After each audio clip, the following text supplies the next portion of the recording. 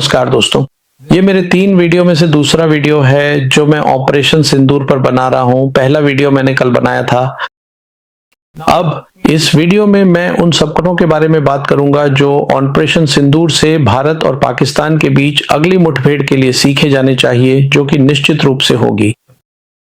अब एक बात जो ध्यान देने वाली है वह यह है कि मोदी सरकार के तहत भारत और पाकिस्तान के बीच जितनी भी सैन्य मुठभेड़ें हुई हैं वे हर बार पहले से बड़ी रही हैं। 2019 2016 से बड़ा था, 2020 25 2019 से भी बड़ा था। तो यह निश्चित है कि अगली मुठभेड़ होगी।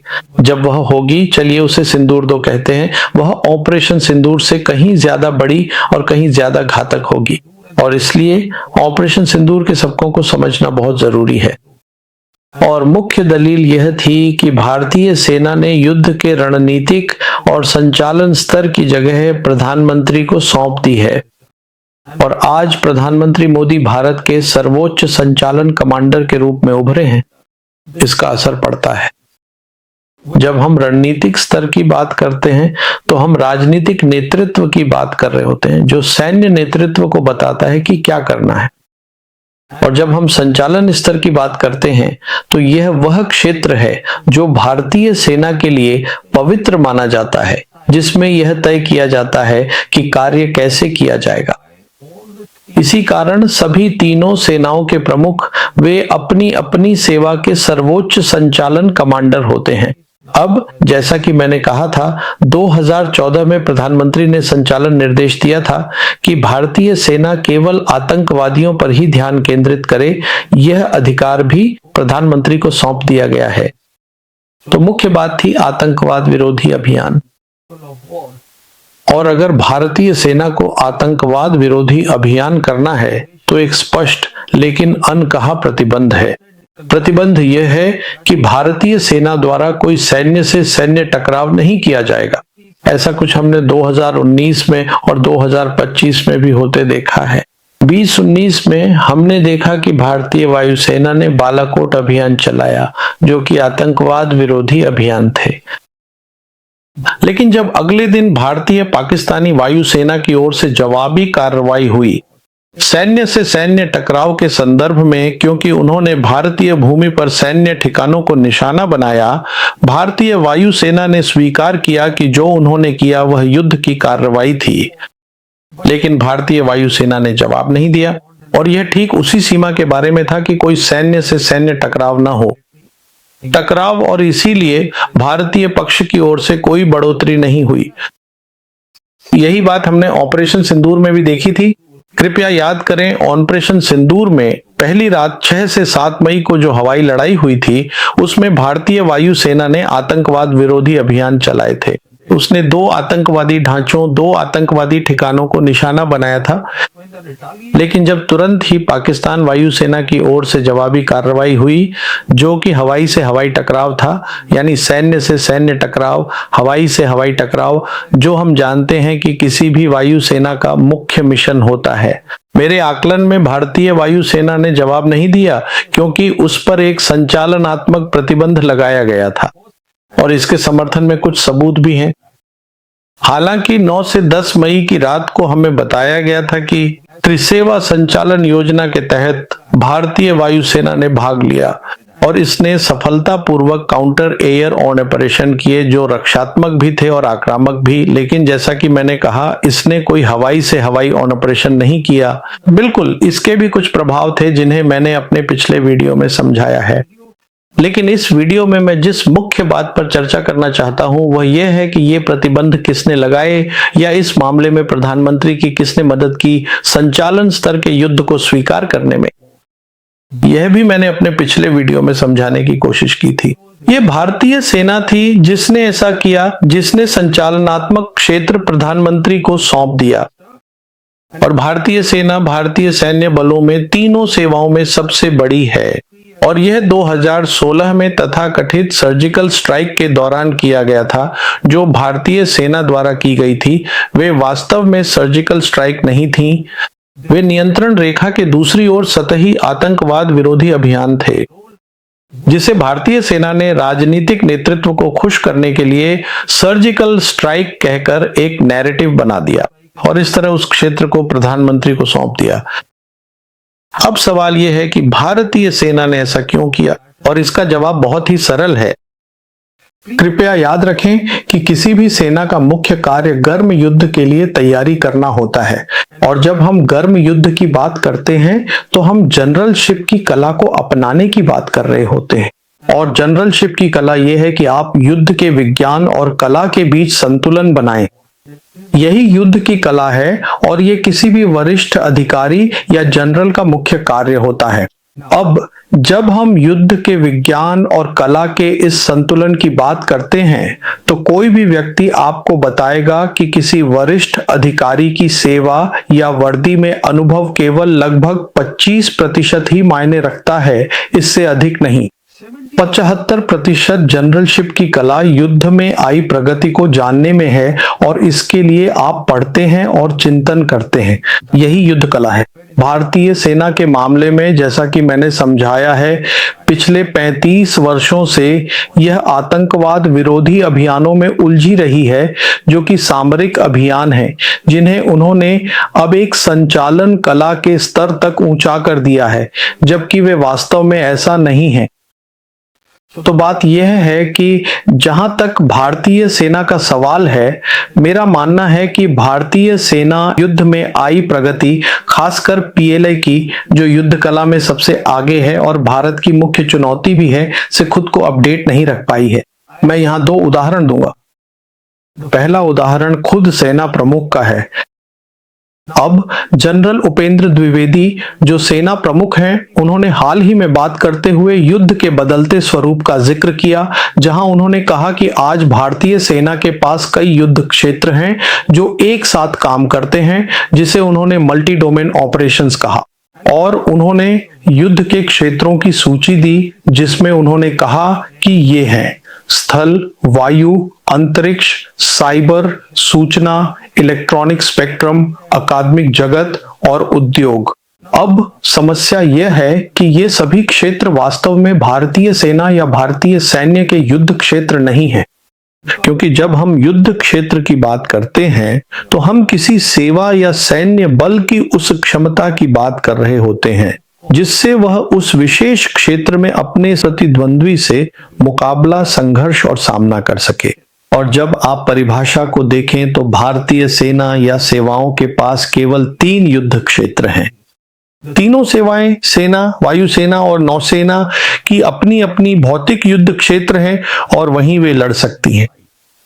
जहां तक साइबर स्पेस और इलेक्ट्रॉनिक स्पेक्ट्रम का सवाल है, भारतीय सेना में जिस बारे में प्रमुख ने बात की, उसके संदर्भ में ये केवल फोर्स मल्टीप्लायर हैं जो युद्ध के क्षेत्रों को बढ़ाते हैं। ये अपने आप में युद्ध क्षेत्र नहीं है। तो समस्या, जैसा कि मैंने यहां कहा, यह है कि अगर पीएलआई का अध्ययन किया जाए तो यह महसूस किया जाएगा कि आज पीएलआई के पास 7 युद्ध क्षेत्रों में लड़ने की क्षमता है, जबकि भारत केवल 3 युद्ध क्षेत्रों में ही लड़ सकता है। इसलिए मैं यहां तक कि सेना प्रमुख को भी मेरी किताब पढ़ने की सिफारिश करता हूं। यह किताब 2022 की शुरुआत में आई थी। इसका नाम है द लास्ट वॉर। पीएलआई के बारे में जानने योग्य अधिकांश बातें इसमें हैं। पीएलआई क्या कर रही है, उसकी क्षमताएं, उसका युद्ध सिद्धांत और वह किस दिशा में जा रही है, इन सब के बारे में मुझे लगता है कि मैंने इस किताब में न्याय करने की कोशिश की है, तो शायद इसे पढ़ना सार्थक रहेगा। अब मैं एक और सेना प्रमुख की बात करता हूं। एक पूर्व सेना प्रमुख, जनरल द्विवेदी के पूर्ववर्ती जनरल मनोज पांडे, जो एक अन्य कार्यक्रम में थे, और मैंने उन्हें यह कहते सुना कि भविष्य का युद्ध, जब उनसे पूछा गया सिंदूर के बाद, तो उन्होंने कहा भविष्य का युद्ध वैसा नहीं होगा जैसा सिंदूर में हुआ था। और फिर उन्होंने पीएलआई के युद्ध के बारे में अटकलें लगाना शुरू कर दिया। अब सबसे पहले मैं ये कहना चाहूंगा कि सिंदूर 2 सिंदूर 1 से भी बड़ा युद्ध होगा। जो हमने देखा वह 4 दिनों का युद्ध था, और वास्तव में सिंदूर इस बात की पूरी झलक देता है कि सिंदूर 2 कैसा होगा, और इसी कारण सिंदूर के सबकों पर ध्यान केंद्रित करने की आवश्यकता है। अब जहां तक पीएलआई का सवाल है, जनरल पांडे और सैन्य नेतृत्व के लिए कुछ अच्छी खबर है। मुझे इस पर बिल्कुल भी विश्वास नहीं है। वे अपनी खुद की युद्ध सराहना और युद्ध अभ्यास कर सकते हैं कि पीएलआई वास्तव में भारतीय सेना के साथ लड़ेगी और इसका कारण भू राजनीतिक है। लेकिन मैं यहां इस क्षेत्र में नहीं जाऊंगा। लेकिन एक उदाहरण है, एक मामला है जहां पीएलआई उन ग्रे जोन ऑपरेशनों से आगे जाएगी जो वह करती है। और वह स्थिति यह है कि जब वर्तमान दलाई लामा का निधन होगा तो चीन निश्चित रूप से 15वें दलाई लामा यानी उनके उत्तराधिकारी पर नियंत्रण चाहता है। वह तिब्बतियों या भारतीयों को 15वें दलाई लामा पर नियंत्रण करने की अनुमति नहीं देगा। तो आज जो सबसे खराब स्थिति मैं देख सकता हूं वह यह है कि पीएलए सीधे युद्ध में नहीं कूदेगा, बल्कि अपने विशाल गैर घातक नॉन किनेटिक क्षमताओं का उपयोग करेगा जो युद्ध क्षेत्र में बहुत बड़ी हैं। इसे ही पूरे राष्ट्र का युद्ध, होल ऑफ नेशन वॉर कहा जाता है। आज उसके पास यह क्षमता है कि वह भारत में नागरिक जीवन को पूरी तरह ठप कर सकता है। मैं यहां विस्तार में नहीं जाऊंगा क्योंकि फोकस सिंदूर पर है। अब जहां तक सिंदूर 2 और युद्ध क्षेत्र की बात है, तो युद्ध क्षेत्र निश्चित रूप से भारत और पाकिस्तान के बीच होगा, जिसमें पीएलए पाकिस्तान की पूरी तरह से मदद करेगा। तो जो हमने सिंदूर 1 या ऑपरेशन सिंदूर 1 फ्रंट इंटीग्रेटेड वॉर में देखा था, वह बहुत ऊंचे स्तर पर और भी बढ़ाया जाएगा।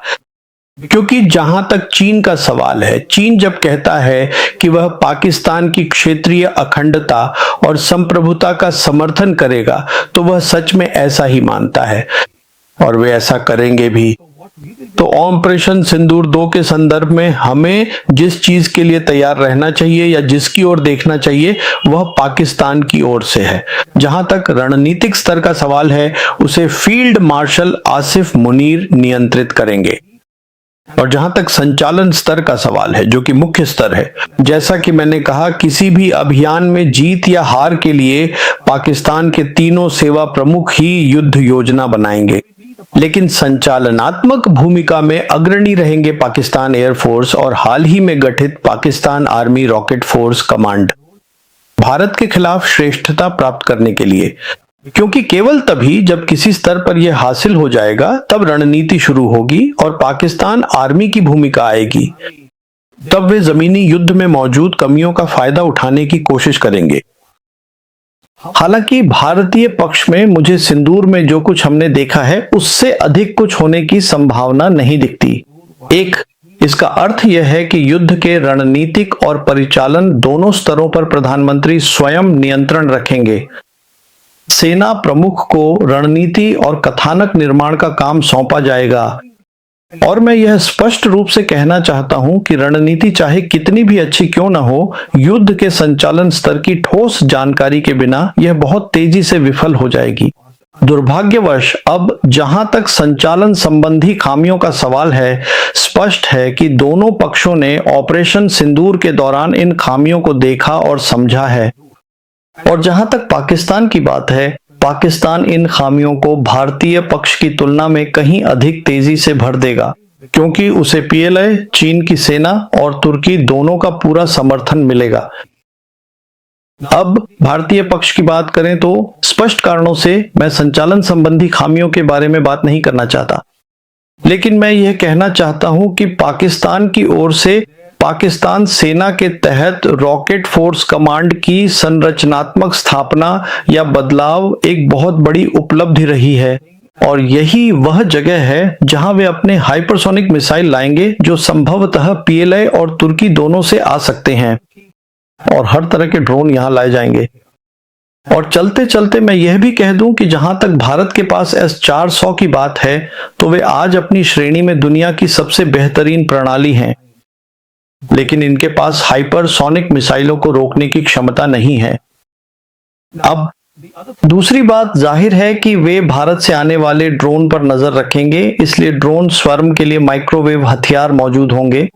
विशिष्ट ड्रोन पर लक्षित हमलों के लिए लेजर हथियार भी होंगे। यह भारत की ओर से आ रहा है। फिर जाहिर है कि पाकिस्तान की ओर से वे चीन से लेने की कोशिश करेंगे और उन्हें यह और बेहतर मिलेगा। एयर डिफेंस सिस्टम, क्षेत्रीय सुरक्षा के लिए भी और बिंदु सुरक्षा के लिए भी। और जहां वे निश्चित रूप से भारत से आगे होंगे वह है उनकी सर्ज क्षमता। ये बहुत महत्वपूर्ण है। हम जानते हैं कि जैसा कि हमने कारगिल में देखा था, उसके विपरीत जब जनरल मुशर्रफ वहां थे, चीन में बैठकर संसाधनों की मांग कर रहे थे, 2022 से चयनित पाकिस्तानी अधिकारियों को चीन में दूतावास में तैनात किया गया है और उनका एकमात्र काम है सर्ज के दौरान गोला बारूद और स्पेयर पार्ट्स की असीमित आपूर्ति सुनिश्चित करना। भारत के खिलाफ सिंधु में अभियानों के दौरान यह सुविधा या यह अवसर भारतीय पक्ष के लिए उपलब्ध नहीं हो सकता है। तो कुल मिलाकर जैसा कि चीजें दिखती हैं, हमें यह देखने का मौका मिला कि चीजें कैसी होंगी, क्योंकि सिंधुर में रिपोर्टें आई थी कि जम्मू और कश्मीर में उनके कंप्यूटर साइबर हमलों के कारण डाउन हो गए थे जो पाकिस्तान से आ रहे थे। और हम जानते हैं कि साइबर हमले गैर निरूपणीय होते हैं और चीन के पास भारत के खिलाफ साइबर हथियारों के मामले में विशाल क्षमताएं हैं। मैं विस्तार में नहीं जाऊंगा, सिवाय इसके कि क्योंकि ये गैर निरूपणीय हैं, इसलिए इन्हें पाकिस्तान की धरती से आते हुए देखा जा सकता है। लेकिन मैंने पहले ही कहा है कि चीनियों के पास जो क्षमताएं हैं वे पूरे भारत राष्ट्र में भारी तबाही मचा सकते हैं। ये एक हिस्सा है। दूसरा हिस्सा है कि युद्ध क्षेत्र या रणभूमि में क्या होता है। अब यहां कुछ निश्चित चीजें होंगी। पहली बात जो हमने मिसाइलों के इस्तेमाल से देखी है, और जब यह होगा तो सिंधु में भी इससे कहीं अधिक होगा।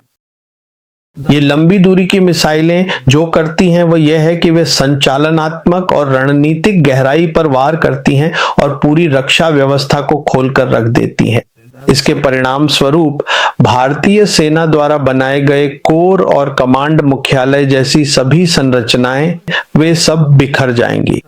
यही होने वाला है। फिर पूरी रणभूमि का युद्ध क्षेत्र, जहां तक पाकिस्तान की बात है, उनके लिए यह क्षेत्र पूरी तरह पारदर्शी होगा। यह उनके लिए प्रकाशित किया जाएगा। और जहां तक अदृश्य युद्ध का सवाल है, जिसके बारे में मैं हमेशा से तर्क देता रहा हूं, और वास्तव में मैंने इस पर अदृश्य युद्ध नाम से एक पूरा अध्याय लिखा है, जहां मैंने कहा है कि साइबर स्पेस और इलेक्ट्रॉनिक युद्ध की यह निरंतरता ही जीत या हार की कुंजी है। युद्ध, और यहीं पर चीनी उत्कृष्टता प्राप्त करते हैं। सिंधु में भी ऐसी क्षमताएं देखेंगे। फिर हम यहाँ हर तरह के ड्रोन भी आते हुए देखेंगे। बिल्कुल, भारतीय पक्ष को भी वह सब मिलेगा, लेकिन मैं यहाँ भारतीय पक्ष की बात नहीं कर रहा हूं। और फिर हमें इसके लिए भी तैयार रहना होगा कि सिंधु में भी ऐसा हो सकता है। जहां तक चीन का सवाल है, जैसा कि मैंने कहा, चीन सक्रिय रूप से भाग नहीं लेगा, लेकिन वह पाकिस्तान की सेना को पूरी तरह से समर्थन देगा। साथ ही वह वास्तविक नियंत्रण रेखा पर अपनी ग्रे जोन गतिविधियों को और तेज कर देगा, जिससे भारतीय सेना, खासकर भारतीय वायुसेना की सीमित संपत्तियां बंट जाएंगी, जो भारत के लिए अच्छा नहीं होगा। और कृपया याद रखें कि कश्मीर क्षेत्र भारतीय पक्ष की सामान्य स्थिति की सारी बातों के बावजूद एक सक्रिय युद्ध क्षेत्र रहेगा। तो मेरा जो मुख्य बिंदु है वह यह है कि अगर सिंडो 2.0 होता है तो मुझे लगता है कि यह एक गर्म युद्ध होगा, क्योंकि भले ही भारत सैन्य से सैन्य टकराव से बचना चाहे, पाकिस्तान की ओर से हमेशा सैन्य प्रतिक्रिया ही आई है और वह भारत को भी जवाब देने के लिए मजबूर करेगा। तो अपनी अगली वीडियो में मैं समझाऊंगा कि सिंडो 2.0 के होने की कितनी संभावना है, और साथ ही भारतीय सेना द्वारा नैरेटिव बिल्डिंग के बारे में भी बात करूंगा। बहुत बहुत धन्यवाद।